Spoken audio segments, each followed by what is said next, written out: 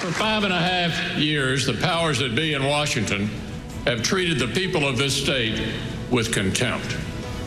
And tonight, I have a simple message for all of them. Those days are numbered. Yeah, oh, you're gonna get it, Washington powers that be.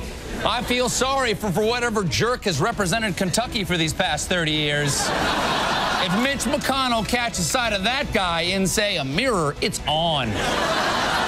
Stephen Colbert having a little fun with the Mitch McConnell victory this weekend. We are back with the roundtable. And Anna, I want to start with you and read you one of your fellow roundtablers, what he tweeted this week after Tuesday's primary results. Matt Dowd tweeted, "The Oakland A's lost the World Series, but changed the game with Moneyball. Tea Party might have lost some elections, but have changed the GOP." Would you agree with that? Did they change the GOP? Of course, you know you lose me completely with baseball metaphors. I think it has been a painful growing process, but I think this has been a very good week for the Republican Party because we are bringing candidates out of the primaries that are actually electable. The Democrats are going to have a much tougher time beating folks who are not Todd Akin, who are not Murdoch, who are actually seasoned veteran candidates who can put on very able general campaigns. Okay, Matt, explain your tweet, the baseball metaphor for, maybe some people. Well, sure. The metaphor is that basically you can win by losing, and the Oakland A's ended up losing the championship series, but actually ended up winning because most people in baseball adopted it. And I think the Republican Party, because of the Tea Party, the GOP in general, has moved more to the right and has adopted the principles. There's really not much difference anymore between Tea Party people and the establishment people. They've almost become one. I think. Oh, Matt, tell that to the Tea Party. Listen, this has been the Tea Party that's sitting in this city in the halls of power. This has been two very different factions going at each other, and for a very long time, the mainstream Republicans just sat there and took the pummeling. What we saw this week was that they woke up finally. They fought back, and when they fought back, they won. There is no doubt. Let me say this. I mean, I don't get the celebration. I mean, okay, maybe it's a low bar. No, they're not witches. Wait. So they're not witches and defenders of rape? Okay, so maybe they don't pledge allegiance to all the crazy? Let's look at these candidates. And let's look at 2016.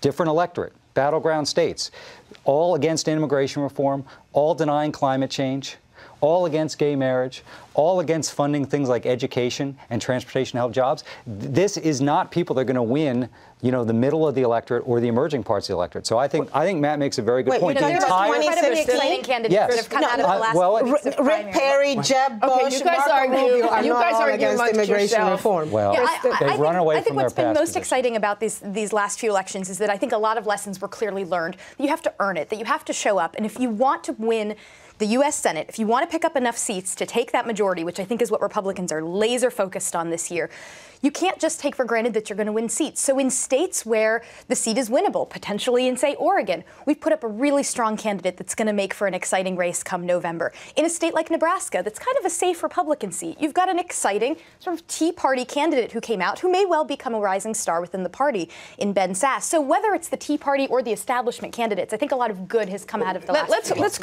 Let's go to the House race everyone was watching this week, and it was Pennsylvania's 13th district where Chelsea Clinton's mother-in-law, Marjorie Margolis, ran and lost, despite the help from Hillary and Bill Clinton. Hillary Clinton even held a fundraiser on her behalf, Margolis's behalf. What happened there, and what does this tell us?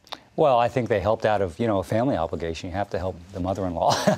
I think that, she represented that district 20 years ago, so a lot's changed. And this was a very strong Democratic candidate, young candidate who won the race. I don't think it says anything about Clinton coattails at all. I just think it was the dynamics in that district. Matt, I want you very quickly, because we have to move along here, to talk about President Obama tapping Julian Castro to lead the Department of Housing and Urban Development. What does that say for 2016? Well, first of all, I think I don't understand why Julian Castro would do it. It's like when you go to become a cabinet member in the second half of a second term, usually nothing good happens out of it. I don't think he's going to be benefited by it. And I also don't think, if we look at the VA and we want a manager, I don't necessarily think you pick Julian Castro to manage an agency when he doesn't even manage the city of San Antonio. Okay. He did it because he's at the end of the road in Texas. I mean, I like Julian Castro a lot. both brothers are terrific. When you go into a cabinet position, it's not the end of the road, it's over the cliff. But he's got nowhere to go in Texas. He could go blue in the face, waiting for it to turn blue for him to win statewide. Anna, I'm just going to have to throw my pen at you at some point. Thanks, all of you, for joining us. Up next, Joint Chiefs Chairman General Martin Dempsey, plus on this Memorial Day weekend, an emotional reunion of one incredible brand of brothers in our Sunday Spotlight.